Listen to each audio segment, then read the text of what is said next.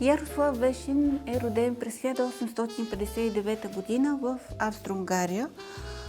Той е един от двамата художници от чешки происход, заедно с Иван Мърквичка, които изиграват огромна роля за развитие на българското изкуство в края на 19 и началото на 20 век.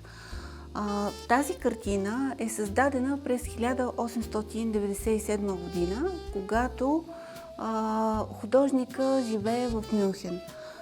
Той учи художествена академия в Прага, след което се премества в Мюнхен и в последните години, в които той пребивава там, започва работа върху тази картина, която се казва "Преди сватбата". Оригиналното име на картината е "Свекърва". Това е жанрова композиция, която представя един момент на годеж, казано на български език. В нашите обичаи, а и не само в нашите, младия мъж води при своите родители бъдещата си съпруга. Композицията е жанрова. Всъщност Вешин работи по такъв тип композиции години наред в творчеството си. И пристигайки в България, той продължава да рисува битови композиции, свързани с бита на словашкия народ, на българския народ, с фолклора, с традициите. Той работи в така наречения галантен жанр, който е доста разпространен по-рано в Европа.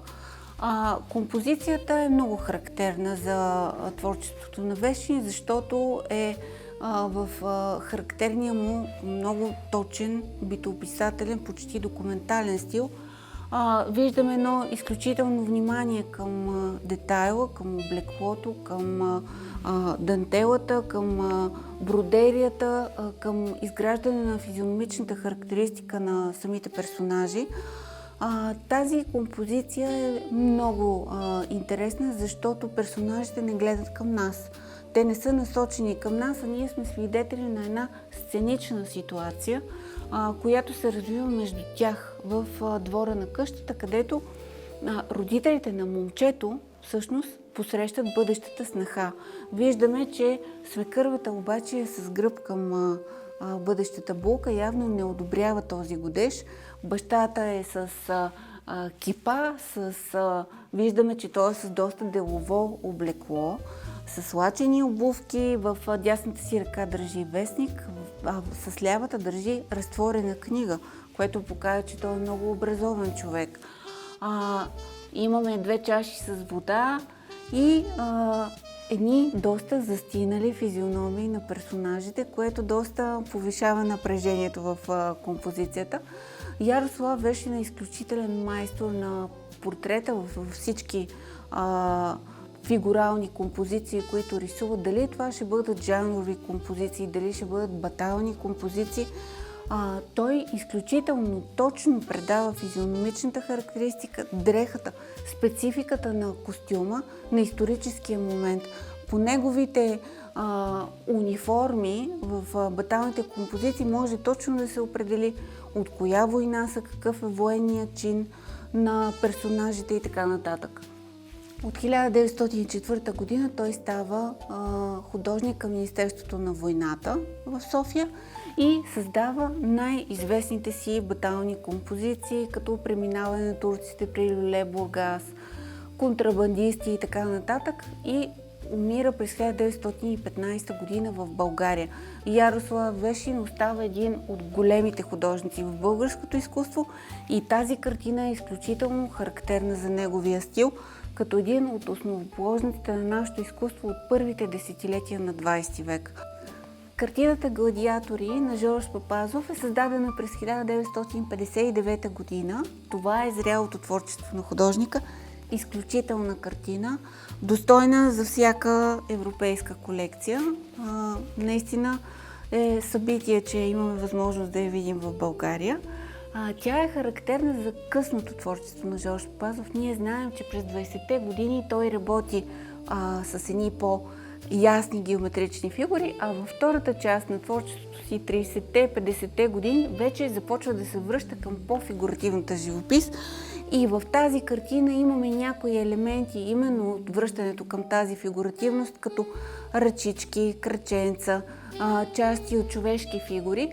Композицията Гладиатори представя две човешки тела, които са в схватка, преплетени в едно много динамично движение. Едното тяло е в по-светъл тон, другото е в по-тъмен, което има символичен характер. И тази дуалност съществува в цялото творчество на художника и в историята на изкуството. Характерно за работата е, че в нея вече има една по-пастелна, по-приглушена гама, едни по-меки форми, но тази геометричност вече няма такъв изострен характер, а има една мекота на композицията, на тоновете и на цялостното изграждане. Платното "Мислете за мен като за огън" на Димитър Киров е създадено през 1982 година. То е изключително характерно за художника. Димитър Киров е част от така наречените пловдивски монументалисти, наред с Йоан Левиев, Георги Божилов, Енчо Пиронков и към тях се присъединява Иван Кирков. Картината е изключително характерна за стила на Димитър Киров. Представя портрет на Людмила Живкова на фона на един червен пегас с гирлянда от цветя, цялата в светлина, като една изключителна фигура, като една алегория на светлината, на развитието, на доброто.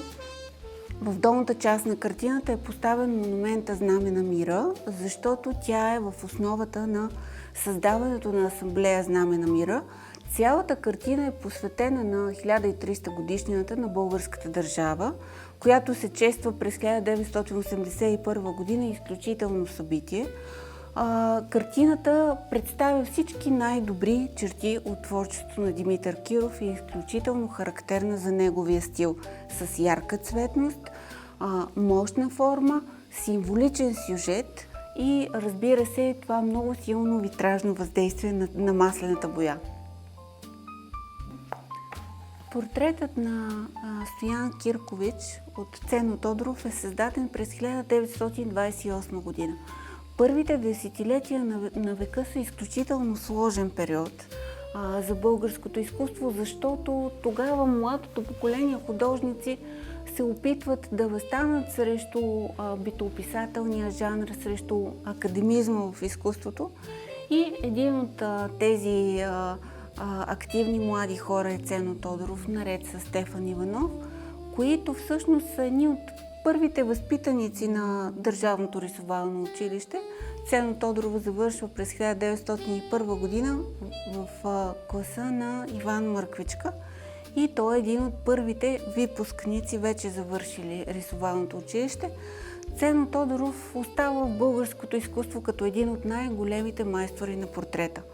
Неговите портрети носят всички най-добри характеристики на нашето изкуство от първите десетилетия. Този портрет е доста импресионистичен като изграждане, с една много специфична световъздушна среда в фона, в изграждането на дрехата, но като цяло носи така всички най-добри качества на неговото творчество. Цено Тодоров е един от основателите на дружество "Родно изкуство". Също така членува в Дружеството на южнобългарските художници. Между 1930 и 1932 година е ректор, тогава директор на Художествената академия. Той е художник с изключително голям авторитет и с много богато творчество.